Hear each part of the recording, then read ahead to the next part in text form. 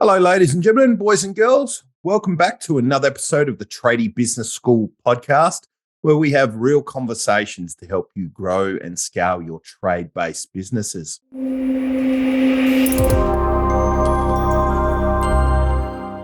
Today, I want to talk to you about New Year's resolutions and why I think they're stupid. Now, I know this time of year, there's a lot of people that are like, thank God this year's over, starting the next year, and there'll be a ton of New Year's resolutions made. I remember distinctly back 1999 when I was 19. I've just given my age away there, but I made a New Year's resolution not to ever make New Year's resolutions ever again. And I know that's counterintuitive, but I got to this point where I just thought, you know what? New Year's resolutions, they're just really stupid. Like I've seen so many people over, many years make New Year's resolutions and then they break them over and over and over again. And then rather than continue or to try and get back on track with whatever it is they've resolved or made a resolution that they're going to change or improve or do differently, it was this very all or nothing approach in that they would just very much be like, oh, well, that's done. I'll just start again next year. Now, the problem with that is obviously 12 months is a long time for stuff to go sideways. When we don't focus there and then on getting things back on track, then it can go sideways for a long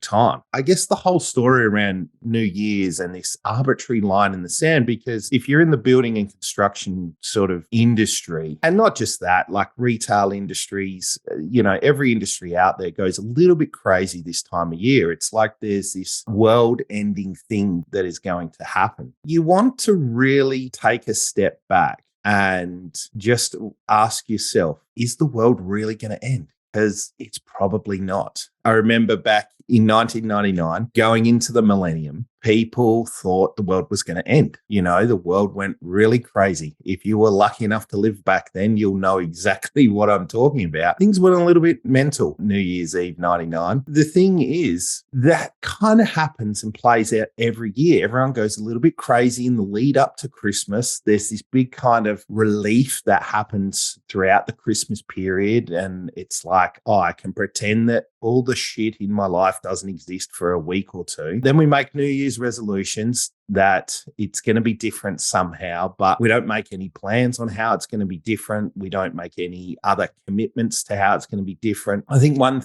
commitment that I made a long time ago was to never, ever give up. It was to never just throw the towel in. It didn't matter how hard it got. It didn't matter what came my way. I was just going to always keep getting back up off of the canvas and keep getting punched in the face by whatever the universe threw at me. So there's been a few times where I've questioned my life motives.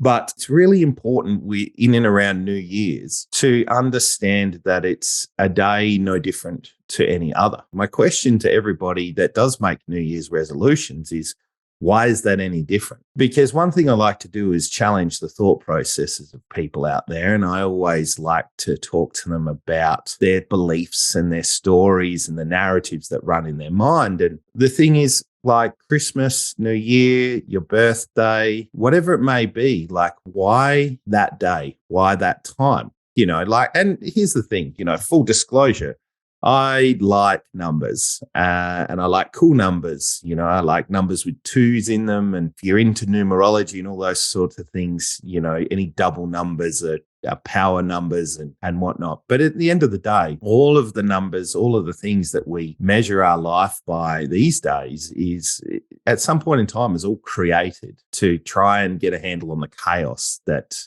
we now have in our lives. So the thing is, going back to thinking about those dates and those times, knowing that we've manufactured them as humanity and they don't really exist anywhere. It's not like we've inherited this.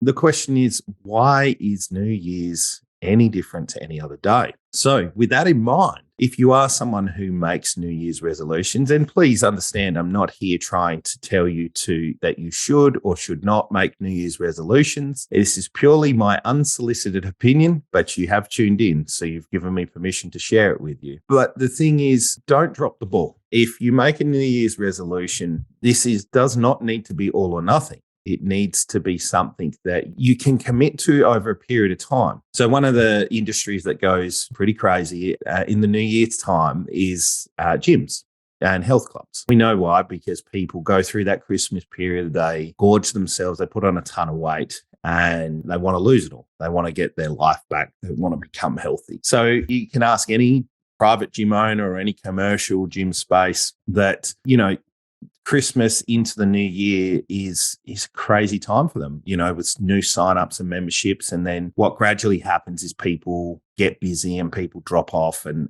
that sort of thing. So I'm going to use that as a really good example, right? Because as business owners, as entrepreneurs, we have this tendency to be really all or nothing. It's like, if I can't do the thing 7 days a week, e.g. train, go to the gym, eat well. If I can't do that 7 days a week, what's the point?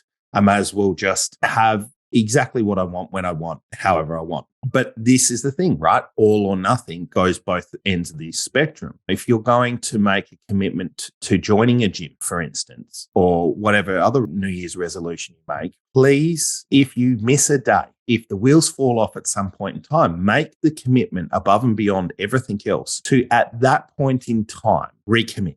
As soon as you realize that you have gone off the rails, the wheels have fallen off, whatever may have happened, just recommit at that point in time, right? So with your first commitment, your first New Year's resolution, or whatever it may be that you choose to make, and please take a look back over the years that have gone by and the resolutions that you've made, the ones that have stuck and the ones that haven't. And I'm sure you'll probably find at that point in time on those resolutions that the ones that stuck are the ones that you were self-compassionate with, the ones that you were like, okay, cool, maybe I made a mistake or something didn't go quite right, but you stayed committed to it. The times that I have been committed to the long game and been committed to getting things back on track, no matter what, they're the times that I've had the greatest success, because the universe, we know, is going to throw curveball after curveball after curveball at you time and time again. Christmas and New Year's, no different. Christmas for some people is a real curveball. I know that I really didn't enjoy it for many years because for me and my family, it was a tough time. It was a time where crazy expectations and things around what everybody needed to do. And it was always a constant disappointment, particularly as a kid. You'd ask for certain things and you'd get different things that were a cheaper version of that or whatever. And it was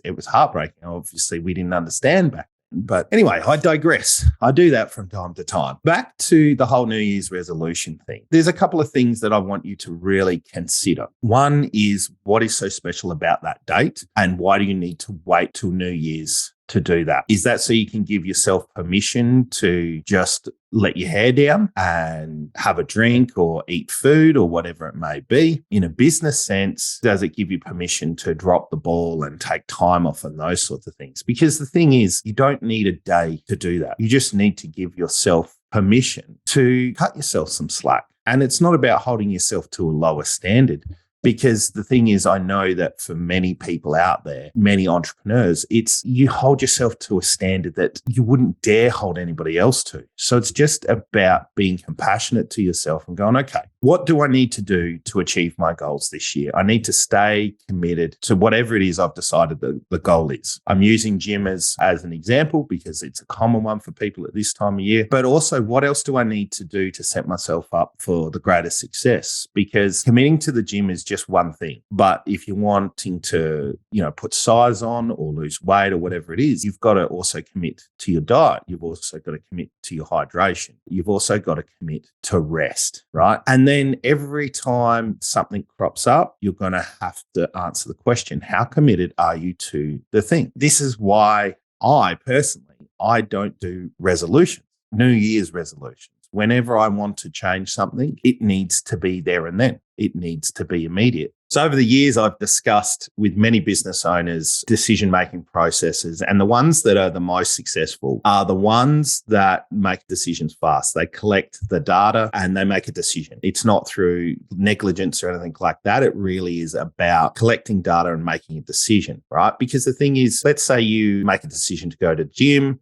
you fall off a treadmill, you break your leg, right?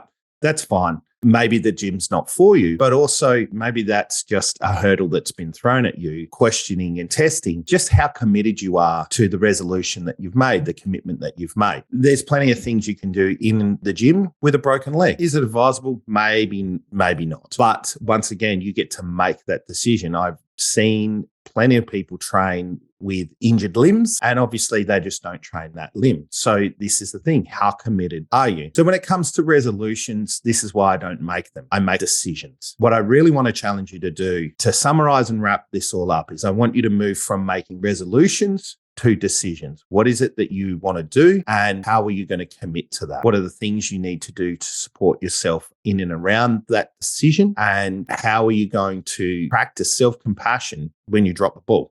Because it'll happen. Using the gym analogy again, there will be times where you just, things happen and it's too much. You just can't come at going to the gym, or you get stuck on a job on the other side of the state, wherever it may be that you're working, and you don't get to make it there, right? Now, at that point in time, you can also make a decision to never go to the gym again. And that's what I really want to challenge, is it's making that decision to go, okay, today it didn't happen. Tomorrow, what do I need to do to make that a priority? Because that's the other thing, right? Is we make these resolutions, we make these commitments, we make these decisions, and then rather than holding ourselves accountable, we let ourselves off the hook because it's just easier. So in closing, ladies and gentlemen, I do hope you have an amazing Christmas, or have had an amazing Christmas and have an amazing New Year. When you are thinking about your resolutions, perhaps how can you turn them into long-standing decisions, and how do you make them the long game? With that, I'm going to sign off. Take care of yourselves. All the best and a happy New Year.